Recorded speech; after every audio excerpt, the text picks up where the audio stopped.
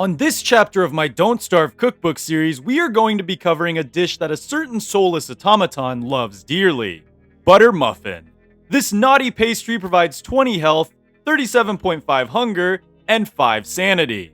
It has a fast eating animation, takes 40 seconds to cook in a standard crockpot, has a priority of 1, and when fully fresh will take 15 entire days to rot.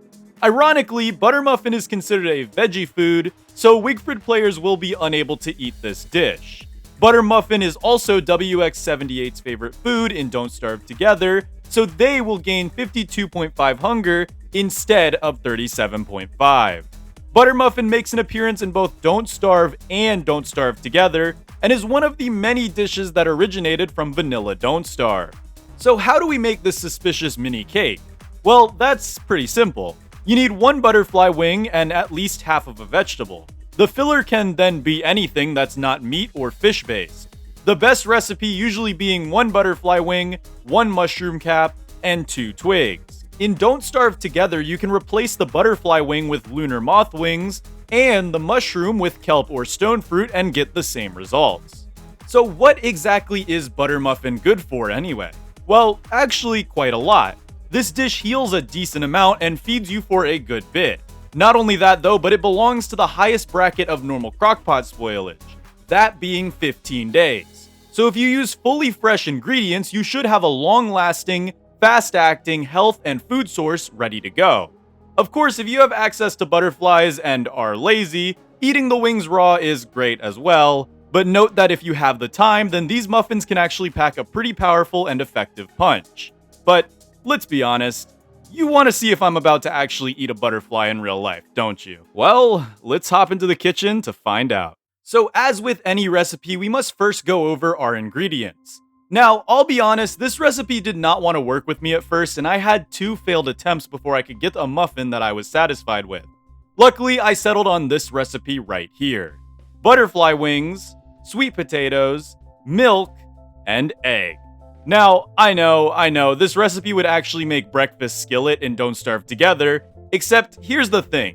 1, I genuinely could not find a good substitute for an egg with a recipe as strange as this one, and 2, we are using a sweet potato anyway, which is a Shipwrecked exclusive food, which makes this recipe a Shipwrecked-based recipe, where breakfast skillet does not exist. So, yeah.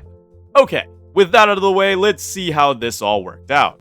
So first up, our sweet potato. Now normally when you make a vegetable-based cake like carrot cake, you will boil and mash them. However, I decided to actually roast this sweet potato. This is because not only will there be less moisture, but it will also have a rich, smoky flavor that you normally get from roasting or baking sweet potatoes. And while that's in the oven, we can start preparing our dry mixture. Into a small bowl, I add a half a cup of brown sugar, 1 full cup of flour, 1 tablespoon of baking powder, and a half tablespoon of baking soda. Then I finish it off with some salt and cinnamon, but there's one more ingredient that I will be adding, and it's going to require some explanation. Into that very same bowl, I add about 2 tablespoons of grinded chamomile. Now, this, my friends, is to represent our butterfly. Now, I know what you may be thinking, how does a butterfly equal chamomile? Well, I'm glad you asked. Butterflies in Don't Starve are actually canonically the seeds to flowers. When you plant a butterfly, a flower will appear. There's that question answered, but why chamomile? Well, Wagstaff himself says that they smell faintly of chamomile, so boom. Thank you, Wagstaff. Now that that's out of the way, let's talk about our wet ingredients. Into a separate bowl, I add 1 large egg, 1 tablespoon of vanilla extract, and finally, a dash of electric milk. It's not really electric, but whatever. Then I whisk it up, wait for the sweet potato to finish roasting, blend it into a puree, and then mix the 2 together to create a nice sweet dough, which would then become this. I know it doesn't look like much yet, but here's where I add some purple frosting, and finally, the butterfly wings. Which, no, they aren't real butterfly wings, they are rice paper, and I did pay $11 just for a pack of these, literally just for this video, so you know, guys, go like and subscribe for that. But still, I think this looks really, really cool. So does my cat, funny enough. But the real question is, how does it taste? Also, I'm recording this video like the day before it goes live, so yeah, my hair is not in its prime. Do not make fun of me. Alright, so this right here is Buttermuffin. And guys, I am so proud of how this one turned out. This is probably one of my best looking dishes that I've actually made so far on this series, besides, you know, counting the ones that I did before. However, I mean, just look at this. Obviously, the butterfly is not real. It's rice paper, so I'm not actually eating any butterflies. But I am eating flowers. There are chamomiles in here, so I'm hoping that that kind of has a little bit of a weird flair. But otherwise, this is just a muffin with purple icing. So, I don't know if any of you guys know, but rice paper is actually pretty bitter naturally, so it's bitter, which is perfect because butterflies apparently in real life are actually bitter. So I should get the authentic experience of eating butterfly wings. Okay, just shut up and eat it.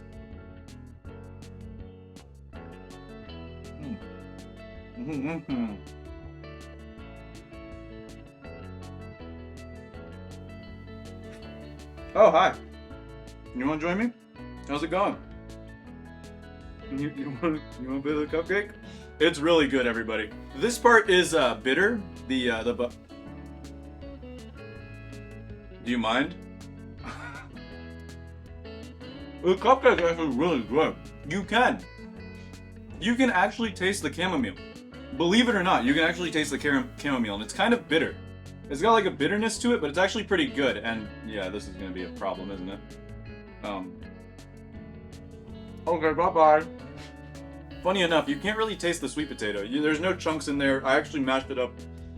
I mashed it up really, really well, so I'm kind of glad that there's no chunks in there, because that was what I was worried about. I was worried I was going to get like chunks of sweet potato, and I was not going to enjoy that. But it actually blended up really, really well.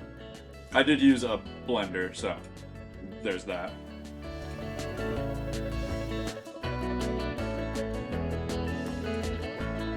But that's good. I liked it. I hope you do too.